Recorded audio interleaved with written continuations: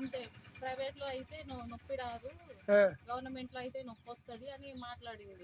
బాగా నొప్పొస్తది. పాప పైన ఉండి ప్రెస్ చేస్తుంటే డెలివరీ టైంలో పాప బయటికి రావడానికి 3 టైమ్స్ ప్రెస్ చేస్తుంటే అన్నయ్య ఆపన్నయ్య నీ కాళ్ళు పట్టుకుంటా బాగా నొప్పొస్తుందని అరిస్తే సినిమాలు బాగా చూస్తావా, సినిమాస్టిక్ లెవెల్‌లో చెప్తున్నావు అనేసి అంటుంది. ప్రతి ఒక్క నెగ్లెక్ట్.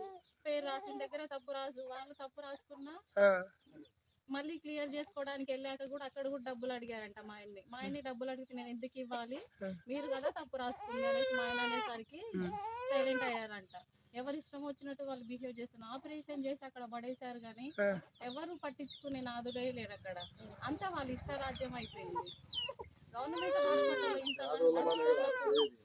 మరి రేపు పొద్దున అస్సలు లేని వాళ్ళు వెళ్తే వాళ్ళ పరిస్థితి ఏంటి? పాలు కూడా పేషెంట్లకు పోసే పాలు కూడా నీళ్ళ పాలే.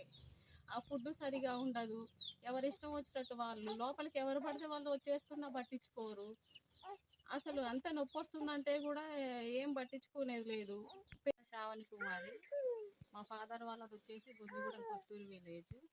నేను డెలివరీ కోసమని భద్రాచలం ఏరియా హాస్పిటల్కి వెళ్ళాక డెలివరీ టైంలో ప్రతి ఒక్కరు లంచాలు తీసుకుంటున్నారు.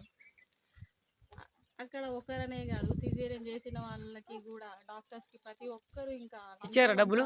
ఇచ్చారా? ప్రతి ఒక్కరికి ఇచ్చాము.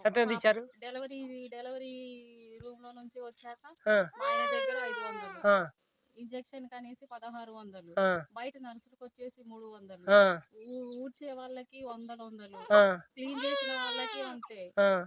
బయట మా డ్రెస్ చేంజ్ చేయడానికి 1 డేకి 100, ఎప్పుడు స్టిచెస్ దగ్గర క్లీన్ చేసిన 100, బయట ఏది చూసినా లంచాలే. అది గవర్నమెంట్ హాస్పిటల్ అయినప్పుడు అన్ని లంచాలతో నడుస్తున్నప్పుడు అక్కడికి వెళ్ళి ఎందుకు ప్రైవేట్కే వెళ్ళొచ్చు కదా. అదే డబ్బులు ఉంటే మేము ప్రైవేట్ లో చేయించుకుంటాం కదా.